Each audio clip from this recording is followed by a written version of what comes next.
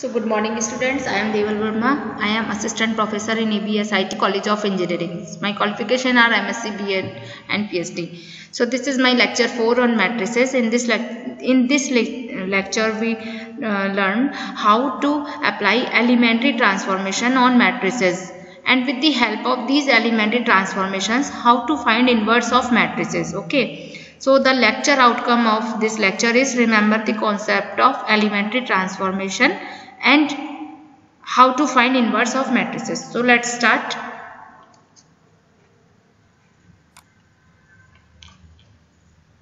So these are the elementary transformation. First,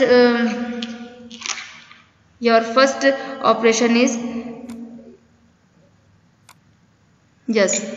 interchanging any two rows or columns. This transformation is indicated by Rij. So students, suppose this is your matrix 1 4 0 9. So this is your R1 row and this is your R2. So if we interchange these rows, the matrix is came 0 9 and 1 4. The matrix will be reduced here in this form 0 9. So R1 and R2 are interchanged. This operation is called interchanging operation. Okay.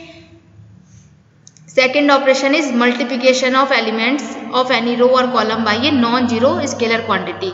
So student, if in this matrix we apply here, suppose this is 1 0 0 9, again we take this example and apply 2 R1. So new transformed matrix is come out to be this is 2 and 8 and 0 and 9. तो जो R1 है मेरा उसको मैंने 2 से multiply कर दिया. R1 मतलब जो पहली रो है उसको मैंने 2 से मल्टीप्लाई कर दिया. तो स्टूडेंट सिर्फ R1 में ही चेंज आएगा, पूरी मैट्रिक्स और किसी रो में चेंज नहीं आएगा, सिर्फ पहली रो के अंदर ही चेंज आएगा. ठीक है. थर्ड ऑपरेशन है मेरा कि अगर मैं किसी भी दो रो को किसी स्केलर से मल्टीप्लाई करके आपस में ऐड कर सकती हूँ. तो यही मेरी मैट्रिक्स है. अगर 1 4 0 9 यही मैट्रिक्स से लेके चल रही हूँ, तो मैं यहाँ पे अगर ऑपरेशन लगा दूँ R1 प्लस R2 या 2 R1 प्लस R2, ठीक है, तो मेरी जो मैट्रिक्स आएगी न्यू ट्रांसफॉर्म होके तो 2 R1 यानी 2 प्लस 0 2. R1 के अंदर ही चेंज आएगा मेरा, R1 के अंदर ही चेंज आएगा. R1 plus R2 4 plus that is 8 plus 9 17 और ये हो गया 9. ठीक है. तो मेरा जो मैट्रिक्स आई यहाँ पे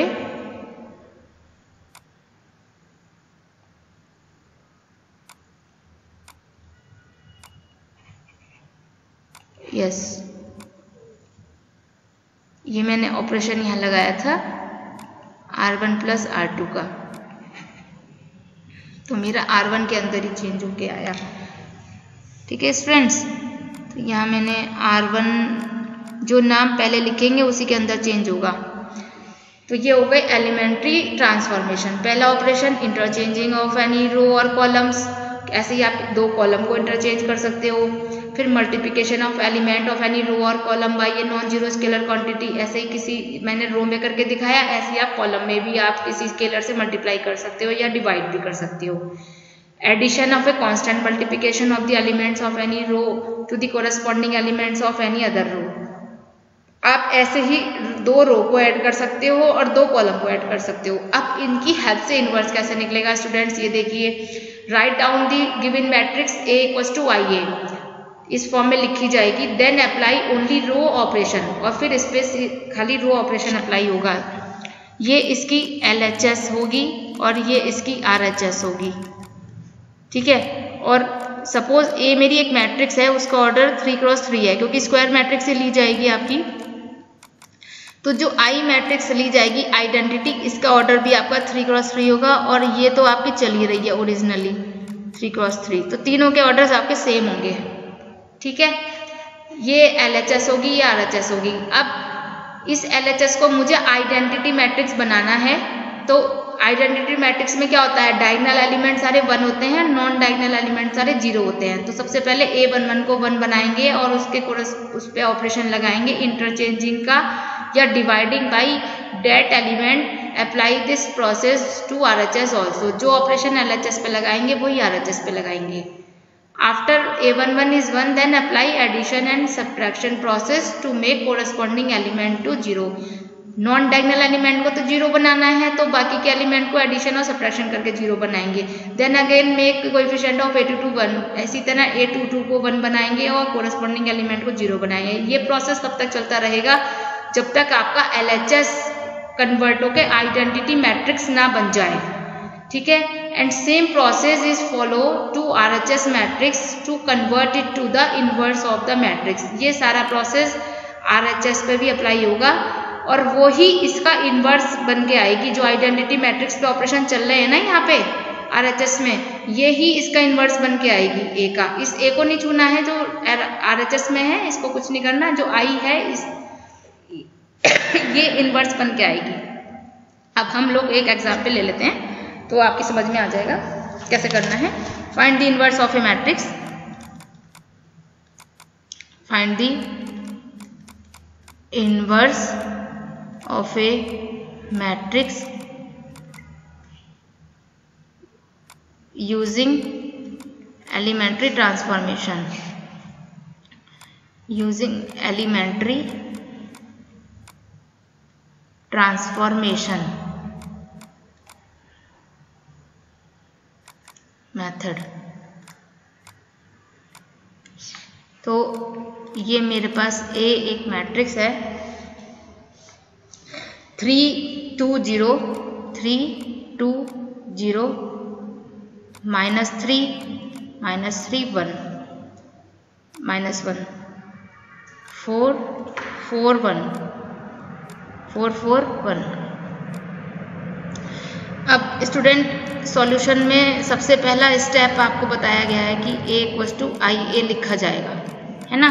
तो दिस इम्प्लाइज मैं इसको इस फॉर्म में लिख लूँगी 3 2 0 -3 -3 -1 4 4 और 1 = 1 0 0 0 1 0 0 0 1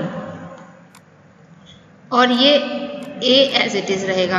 अब यहाँ पे जो ऑपरेशन लगाने जा रही हूँ मैं, सबसे पहले R1 जो है मेरी, उसमें पहला एलिमेंट मेरा डायगोनल जो है वो 3 है, तो इसको मैं 3 से डिवाइड कर देती हूँ। पहला ऑपरेशन मैंने डिवाइड वाला ही लगा लिया क्योंकि सबसे पहले तो इसे 1 बनाना है। आप देख लीजिए जो आपको इजी लगे, तो आप और भी लगा सकते हैं ऑपरेशन। मेरे को ये लगा तो मैं ये लगा रही हूँ 4/3। और किसी रो में चेंज नहीं होगा, जिस रो में आप ऑपरेशन लगा रहे हैं वो ही चेंज होगी, बाकी सारी रो एज इट इज आपकी कॉपी कर ली जाएंगी। और RHS में भी सेम यही ऑपरेशन R1 पे अप्लाई होगा, बाकी और किसी रो पर अप्लाई नहीं होगा क्योंकि R1 ही लेके चल रहे हैं हम लोग। तो 0 0 1 एंड दिस इज A। अब जो सेकंड ऑपरेशन मैं लगाने जा रही हूँ, इस 2 को मेरे को 0 बनाना है क्योंकि एक 0 तो पहले से ही बना है। तो अप्लाई R2 में लगा रही हूँ, R2 -2 R1, ठीक है। तो ये मेरी मैट्रिक्स बन गई 1 -1 4/3 और ये हो गया 2 R2 पे लगाया है, ये हो गया -1, ये हो गया -4/3,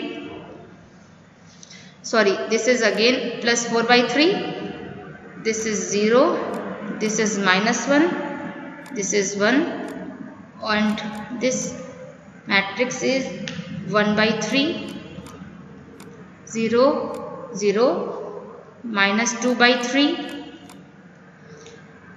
1 0, this last entry is 0 0 and 1। Okay clear. Now अब मैं क्या करने वाली हूँ, R2 के जो A22 एलिमेंट है सबसे पहले मैं इसको 1 बना देती हूँ। -1 से मल्टीप्लाई करके। सो दिस इम्प्लाइज, ये मेरी मैट्रिक्स बन गई 1 -1 4/3 0 1 -4/3, और इसमें तो कोई चेंज ही नहीं करा था, है ना। 1/3 0 0 2/3 -1 0, और लास्ट रो मेरी एज इट इज है 0 0 1। ठीक है, अंडरस्टैंड। चलिए अब आगे, अब जो है मैं ऑपरेशन लगाने जा रही हूँ। यहाँ पे R1 में लगाऊंगी R1 + R2 एंड R3 में लगाऊंगी R3 + R2। दिस इम्प्लाइज मेरी न्यू मैट्रिक्स जो आएगी चेंज होके, डेट इज 1 0 0 0 1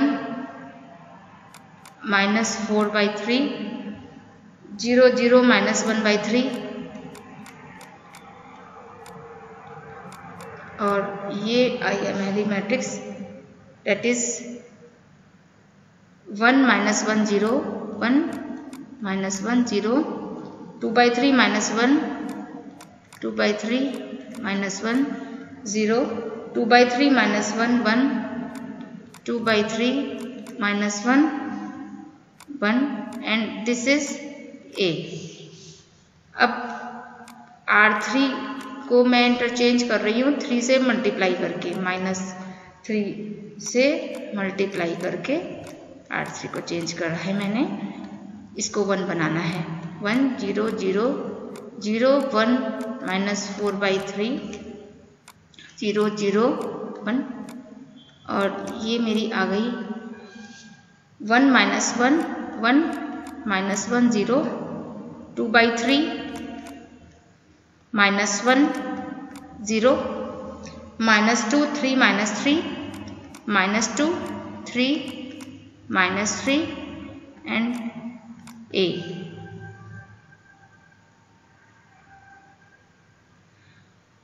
नाउ R2 में मैं चेंज कर रही हूँ R2 + 4/3 R2 R3। ठीक है, तो ये मेरी चेंज होके आ गई मैट्रिक्स 1 0 0 0 1 0। R2 में मैंने इसको 0 बना लिया, 4/3 से मल्टीप्लाई करके ऐड कर दिया R3 को इसमें, है ना। तो ये मेरी आइडेंटिटी मैट्रिक्स बन चुकी है, और सेम ऑपरेशन आपका यहाँ लगेगा 1 -1 0, और ये -2 आ गया आपका, ये 3 आ गया, और ये -4 आ गया आपका, ये -2 आ गया, ये 3 आ गया, और ये -3 आ गया, और ये A एज इट इज़ आ गया। तो स्टूडेंट्स, ये मेरी आइडेंटिटी मैट्रिक्स बन चुकी है, और ये आपका A जो है मैं LHS में इधर ले आऊँगी, तो ये मैट्रिक्स जो बन के आई मेरी 1 -2 -2 -1 3 3 0 -4 एंड -3, ये आपका क्या आ गया, ये आपका A इनवर्स आ गया।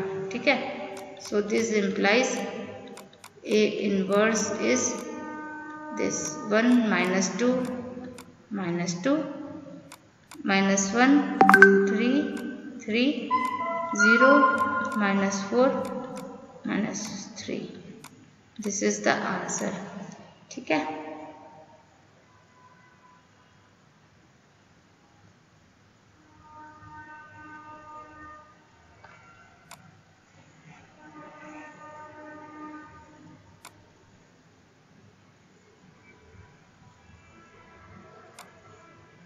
ये हमारा आंसर आ गया। शुरू से देख लेते हैं। सबसे पहले एलिमेंट्री ट्रांसफॉर्मेशन बताई मैंने आपको, फिर इन्वर्स बताया कैसे निकाला जाता है, प्रोसेस बताया, और फिर एक एग्जाम्पल की हेल्प से हमने इन्वर्स निकाल दिया। ये आपका गॉस जॉर्डन मेथड भी कहलाता है। ठीक है students, so thank you students. आप करिएगा इसे सॉल्व। एग्ज़ाम में क्वेश्चन इस मेथड से आता है। सो